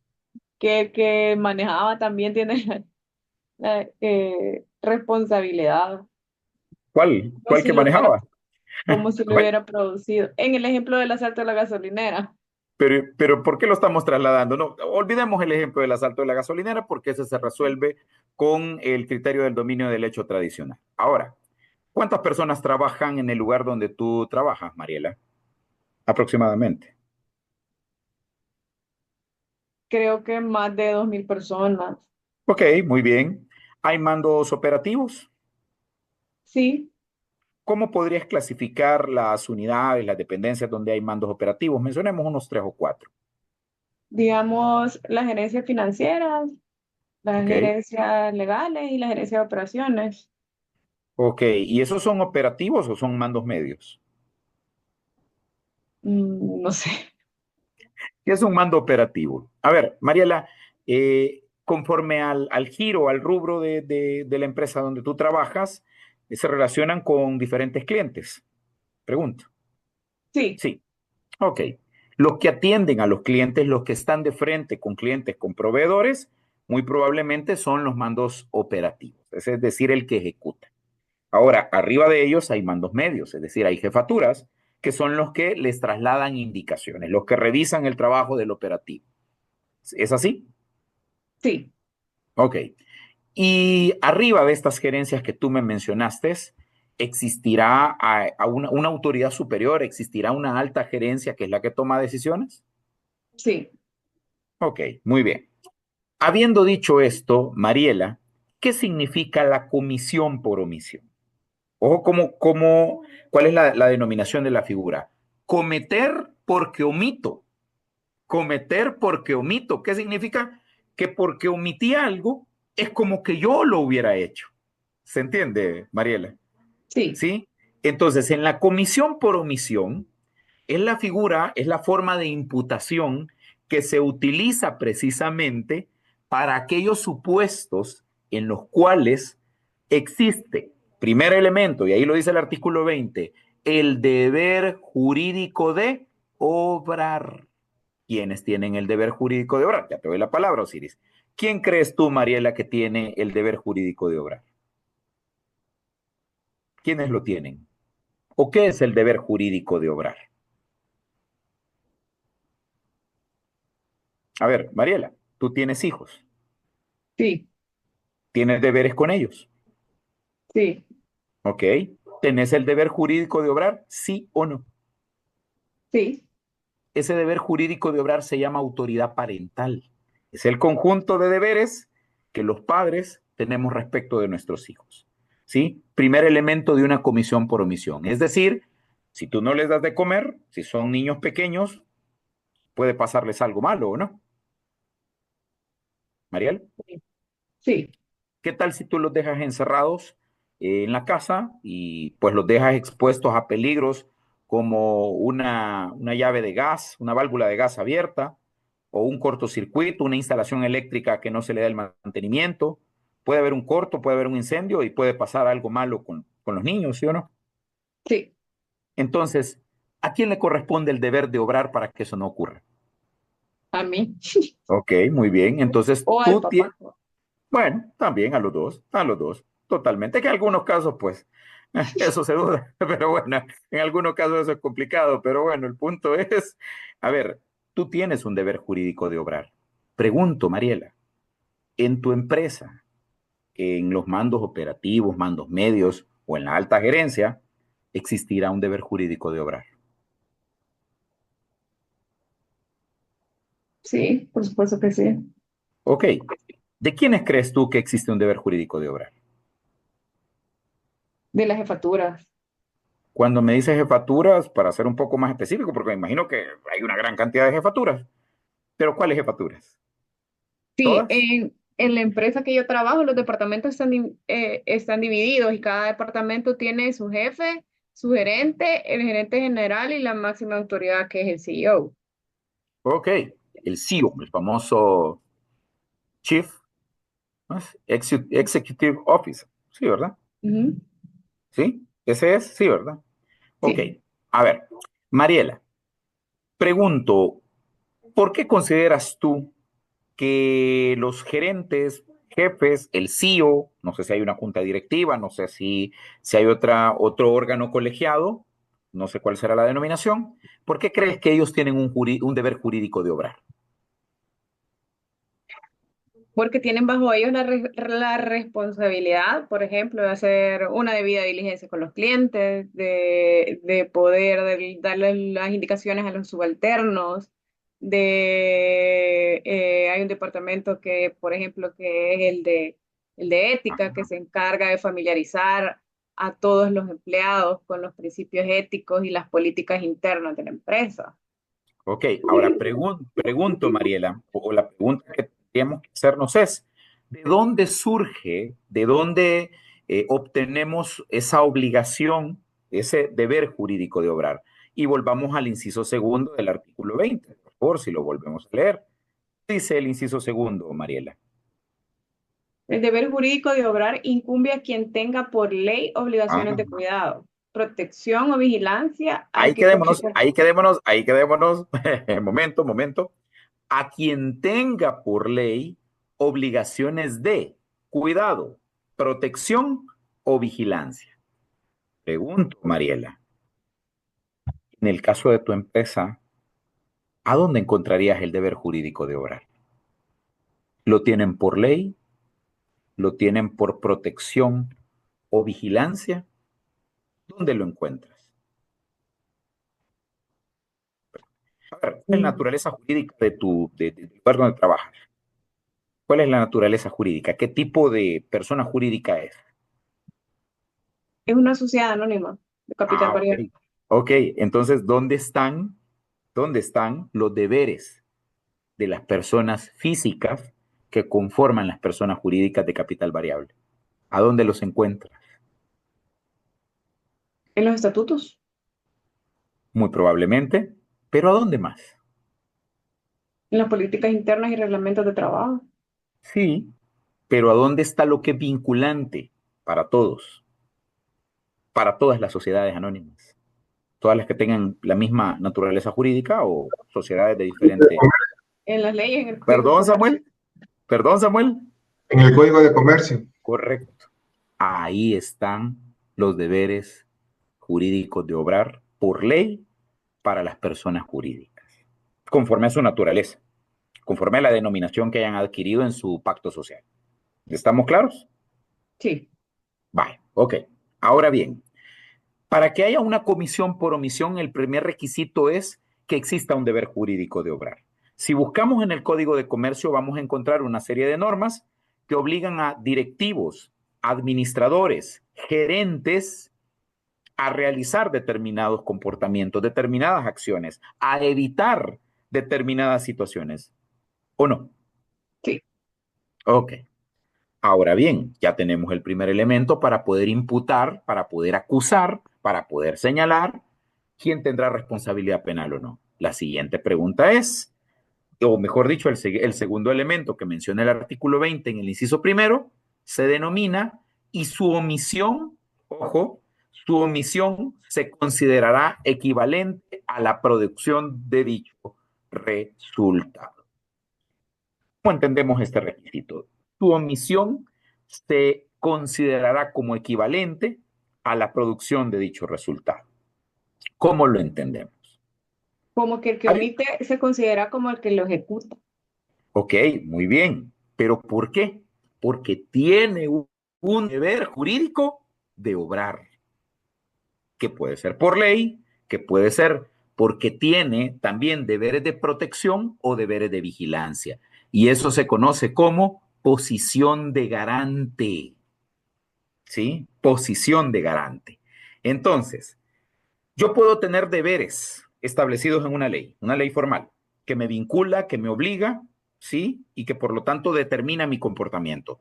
Pero también yo puedo tener una posición de garante porque conforme a las reglas del juego económico, conforme a las reglas del Código de Comercio, yo debo evitar defraudar, debo evitar que el patrimonio de determinadas personas relacionadas con la empresa, con la sociedad anónima, se vea afectado. ¿Se entiende? Entonces, si yo soy un gerente, si yo soy un administrador, ¿tengo o no tengo deber jurídico de obrar, Mariela? Sí. ¿Tengo posición de garante respecto del patrimonio de accionistas? ¿Sí o no? ¿Mariel? Depende de lo que diga la constitución de la sociedad. Si tienen las facultades o se los dejan a la junta directiva. Muy bien, excelente, Mariela. Pero ya va llegando tú solita y eso es lo importante. Entonces, a la pregunta que hacías. Si tu jefe el día de mañana descubre que el gerente financiero, no sé si esa es la denominación, ¿sí? Sí. Si descubre que el gerente financiero estuvo simulando gastos, estuvo ocultando ingresos o estuvo alterando costos y eso ocasionó o generó un perjuicio en el patrimonio de los accionistas, eso se llama administración fraudulenta, y te pregunta, ¿cómo podemos acusar a esta persona? ¿Qué responderías tú? No sé. Vamos, Mariela, vamos paso a paso. Si te fijas, vamos pasito a pasito, te vamos llevando despacio. Otra vez, ya tú ya mencionaste la respuesta. Te vas a ir al Código de Comercio, te vas a ir al Pacto Social, vas a identificar los deberes jurídicos de obrar, si existe algún instructivo, alguna política interna que también señale o desarrolle esos deberes, entonces ahí vas a encontrar los requisitos de la comisión por omisión. Vas a encontrar la posición de garante y también vas a poder determinar que si lo que él no hizo, porque puede ser que no haya tenido la vigilancia adecuada, puede ser que no haya monitoreado lo que realizaban otras personas, ¿sí? Es como que él lo hubiera hecho. Y ahí tendrías una comisión por omisión. ¿Se entiende, Ok. Mariela? Sí, A ver, y Jesús ahora y sí. después Samuel. Sí, maestro, aquí se configura el caso de la jurisprudencia que nos dejó del directivo del presidente de Salvanatura, ¿verdad? Que él Muy alegó de bien. que no tenía conocimiento, pero no podía él refutar, ¿correcto? Él tenía que estar A pendiente ver, de lo que despacio, su delegado hacía. despacio, despacio, Jesús, despacio que tengo prisa. Cuéntanos rápido el chambre, porque aquí lo más importante es el chambre. ¿O no, Samuel? Lo más importante es el chambre. Vaya, contanos el chambre. ¿Qué fue lo que pasó en ese caso? Correcto, que un director ejecutivo evadió el fisco, o sea, no hizo pago de los tributos haciendo una deuda bastante elevada. A Y ver, se, espérense, permítame un momento. Tiempo fuera, tiempo fuera. Ya veo que Jesús no es bueno para contar chambres, Laura. Vaya, yo soy bueno para contar chambres. A ver, primera parte del chambre. Salvanatura, ¿qué era Salvanatura o qué es Salvanatura, Jesús, conforme a la sentencia? ¿Qué? Salvanatura es una fundación, ¿verdad? Muy bien. Ujú. Como fundación es un sujeto obligado al pago de tributos. Correcto. Real- No, sí, sí, realiza, correcto. realiza hechos generadores de determinado tributo. ¿Sí o no? Correcto. Sí, Muy bien, muy bien. Ahora, internamente dentro de Salvanatura, ¿a quién habían delegado Jesús? Si es que había ocurrido, pues si es que la sentencia lo dice, ¿a quién le habían dado esa responsabilidad de verificar que se pagaran los tributos que se tenían que pagar? ¿A quién? correcto. Era un director ejecutivo, si más no recuerdo. Era una persona que era un delegado. Era un delegado, era un representante. Bueno, la verdad, sí, era un representante legal. Ok, no era gerente, pregunto. Mm, Era un director ejecutivo, la verdad, sí era un gerente. Tenía Eh, nivel gerencial, aunque el Tenía un nivel nombre, gerencial. aunque la denominación diga director ejecutivo, tenía nivel gerencial. Muy bien. Correcto. Ahora bien, este director ejecutivo, a dónde decía que le delegaban a él para que se encargara del pago de los tributos y cumplir con las obligaciones con Hacienda? ¿A dónde estaba eso establecido, Jesús? Le habían otorgado un poder. Mm. ¿Qué decía el poder? Si es que la sentencia lo relacionó. Solo tengo entendido, maestro, que decía de que él era como el encargado del pago de los tributos de la, de la fundación, ¿verdad? Que él era el encargado y tenía esa misión encomendada. Muy bien. Un poder es un mandato, ¿o Mandato, no? correcto, Es un mandato. mandato. Y conforme a las leyes civiles, ¿cuáles son los elementos del mandato? Mariela, ¿cuáles son los elementos del mandato?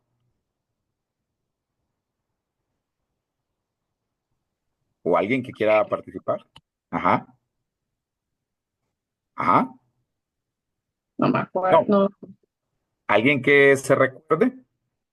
Ajá. ¿Alguien que quiera mencionar algo sobre los elementos del mandato? Laura.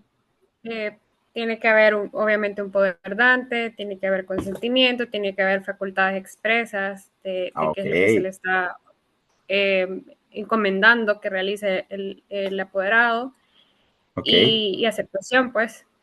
ok. Bueno, no ¿Y cómo, aceptación expresa, pero ah, ok. ajá, ¿Y cómo se materializa esa aceptación, Laura? cuando el apoderado ejecuta las facultades. Ok, cuando el apoderado ejecuta las facultades. Muy bien, gracias, Laura. ¿Qué pasa ¿Qué pasa entonces? Volvemos a Jesús. ¿Qué pasó entonces en este caso? ¿Qué fue lo que no hizo este director ejecutivo que tenía nivel gerencial? Ojo, ¿qué fue lo que no hizo? Ojo, como lo digo, Mariela. ¿Qué fue lo que no hizo? El comportamiento es omisivo, no era activo. Te escucho, Jesús. Correcto, él no pagó los tributos, no pagó Ah, los tributos de la fundación. ok. Y entonces a él le imputan qué delito, lo acusan por qué delito, Jesús. Por peculado, creo, ¿verdad? No me recuerdo el No, delito, solo por evasión fiscal. exacto, era un Correcto. delito de defraudación al fisco. Ahora, Defraudación al fisco. ¿qué dijo la Sala de lo Penal sobre esa imputación a este director ejecutivo, Jesús? Se Bueno, expresaron, perdón, antes de eso, cuéntanos rápidamente. En primera instancia, ¿qué pasó? ¿Lo condenan o lo absuelven? En segunda instancia, ¿lo condenan o lo absuelven? Y en casación, ¿qué dijo Sala?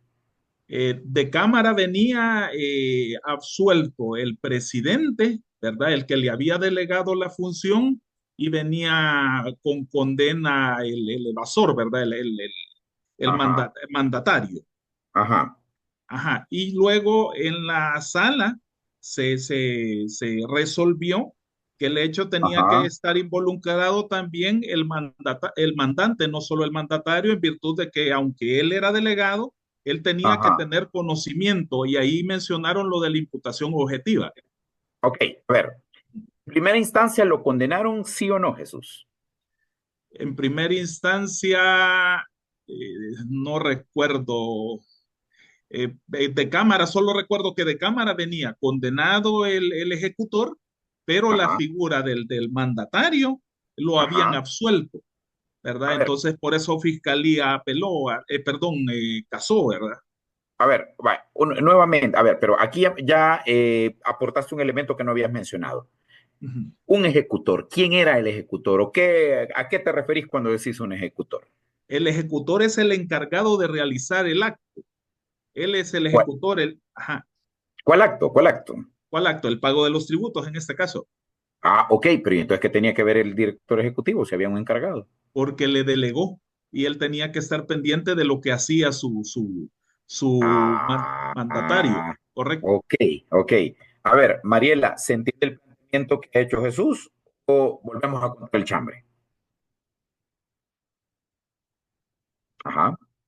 A Mm. grandes rasgos, sí, sobre las acciones que se cometieron y se omitieron y las responsabilidades de cada uno de las personas que estaban bajo la responsabilidad de la fundación. Ok. Vamos a ver, vamos a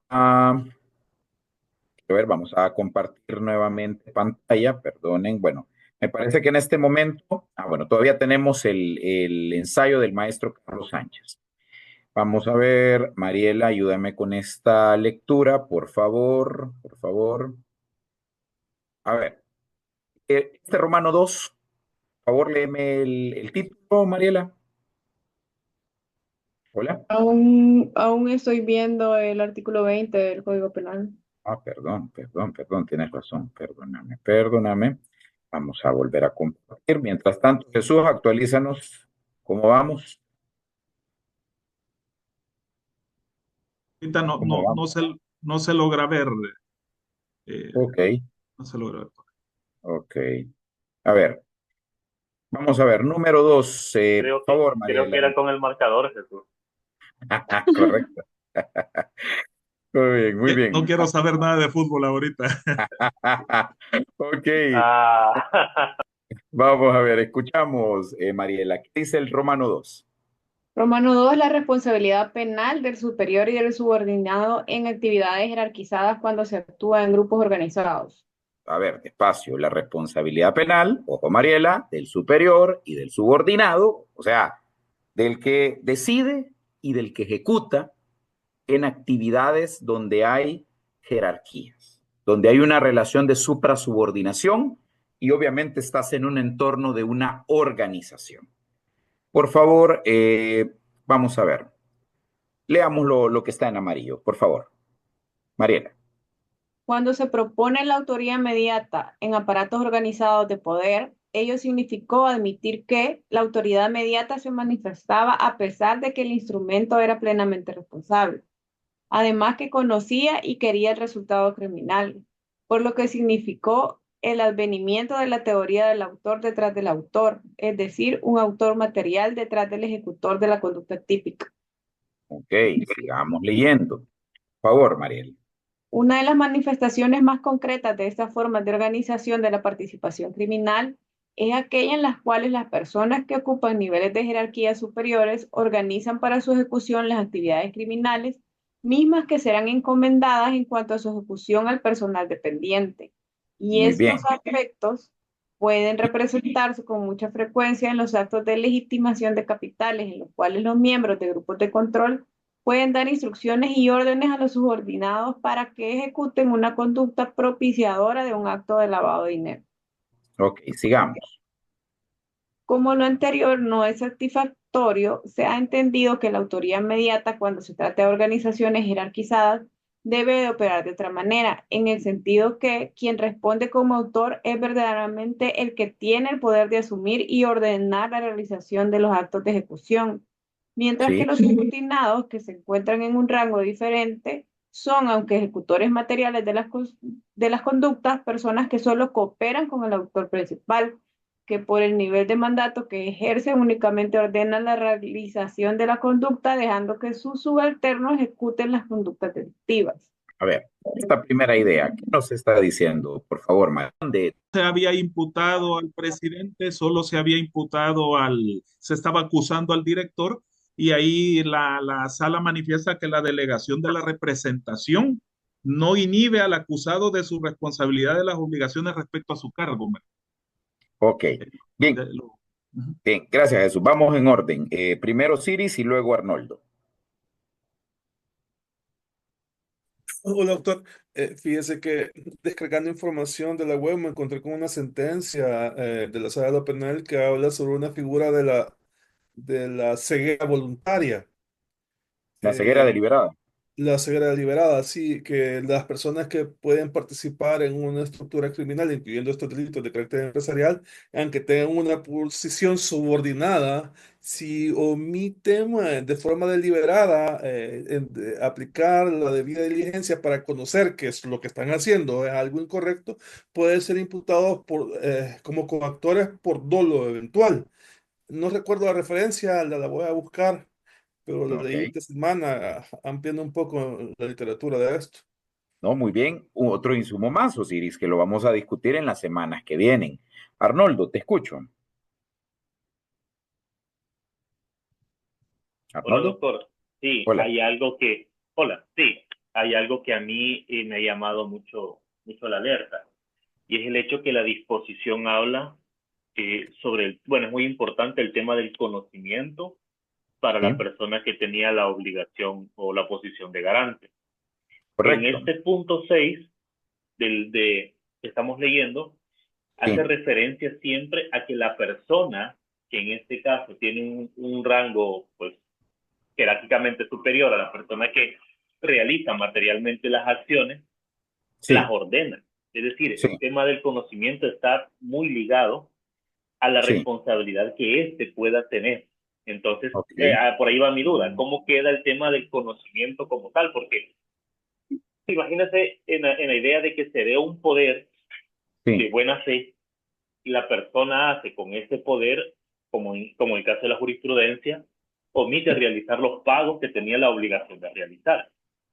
Y esto es de total desconocimiento del superior. Entonces, si bien es ok, cierto, él tenía que tener un cumplimiento de control con esta persona sí, por su jerarquía, por su posición, pero no lo tuvo. O sea, no es que no lo tuviera, sino que en ningún momento sospechó, no tuvo conocimiento, y en esa medida de la falta de conocimiento que tuvo y que tampoco ordenó que no se prepagaran los fondos, que no se pagaran los impuestos, sí, ¿cómo quedaría entonces la configuración del delito como tal? Pues sí. Ok, buen planteamiento. Definitivamente es una interrogante que tenemos que ir resolviendo, que tenemos que ir superando. además de de las explicaciones que damos acá con la lectura de los materiales, porque vean, si no vamos leyendo los materiales, pues lo que pasa es que nos atrasamos un poco acá en la clase, porque nos toca regresar sobre algo que si ya se hubiera leído, pues ya sería mucho más fácil hacer la discusión o la disertación. Pero en todo caso, tenemos que acudir a a este ensayo que se les ha proporcionado y por favor les voy a pedir lo siguiente, rápidamente. Número 3, delegación de funciones e imputación penal. Esto está en la página, bueno, no tiene número de página, pero cuando lleguen a este Romano 3, vean lo que está sombreado. Dice lo siguiente. La delegación de funciones, cuando se encuentra permitida, genera la transformación del delegado en una persona con capacidad decisora, que de acuerdo a la complejidad del ente corporativo podrá traer nuevas formas de delegación, por lo cual el superior de mayor jerarquía, en virtud de la reiteración de delegaciones, se distanciará, se separa del dominio decisivo de la ejecución del evento. Debe indicarse que la delegación de funciones tiene relevancia en el marco de las formas de imputación, por cuanto el delegado, al asumir las funciones de dirección cedidas por el decisor original, adquiere responsabilidades en virtud de su nueva función de decisión con jerarquía delegada. El delegado de una función decisora se encuentra obligado a controlar los riesgos que se deriven de la actividad delegada y se obliga a la supervisión si la actividad entraña una nueva forma de delegación. Pero vean esta parte. Quien delega deberes residuales de vigilancia y supervisión, vamos a ver, perdón. La delegación no resulta legítima cuando, vamos a ver, cuando atendiendo a la naturaleza del acto delegado, la actividad está confiada personalmente al superior. En tal sentido, no pueden concurrir delegaciones contra ley, y este es un criterio fundamental, sobre todo desde la regulación de materia empresarial, en las cuales hay actividades específicamente reservadas a los órganos de dirección. A ver, Arnoldo, ¿qué te parece esta idea? ¿Qué te parece esta idea, Arnoldo? Van a disculpar ahí. Sí, me parece bien desde el punto de vista de la obligación que tiene la persona que delega, ¿verdad? Las funciones, y que tiene una condición de, ¿cuál es la palabra que ocupa? Como de revisión, de supervisión. Bueno, o sea, pues, pero pueden haber casos, o sea, no excepcionales, pues, pero donde el conocimiento no llegue hasta esta persona sobre el cometimiento de un delito como tal, pero me imagino que eso ya depende de cada caso. A ver, lo que yo quiero resaltar con este párrafo, que obviamente, insisto, ustedes tienen que leerlo, Arnoldo, habrá que revisar en cada caso en concreto y habría que preguntarle a Jesús también si lo recuerda en la casación, pero es algo que ustedes van a determinar también todos al leer la jurisprudencia. ¿Será que se revisó si era factible, si era permitido esa delegación o no lo era?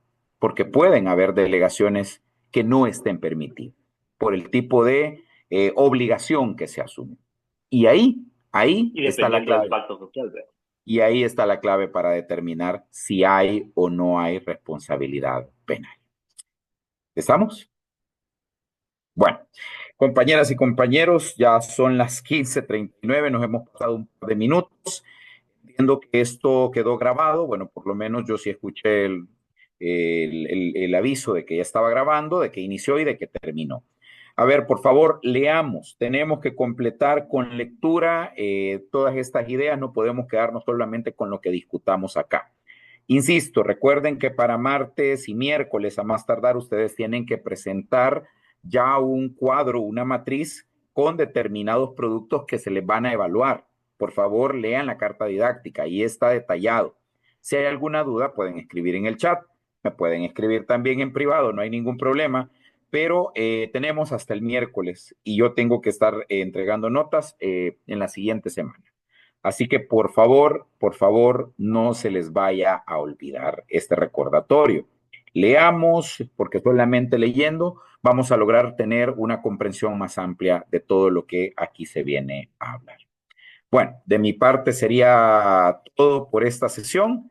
Primero Dios, nos volvemos a encontrar el próximo sábado y cualquier cosa, pues quedo a tus Yo órdenes. tengo una duda Dígame, Maciel. con respecto a las primeras preguntas del foro 1. No había como ningún lugar para subirlas. Sí, buen punto, perdón.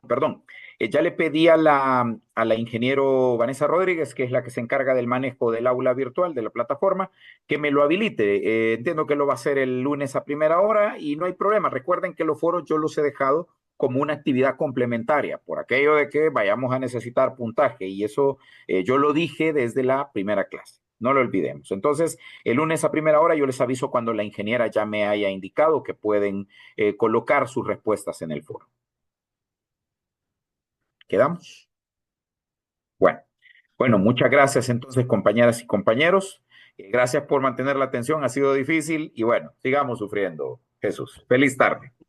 Feliz tarde. Gracias. Gracias.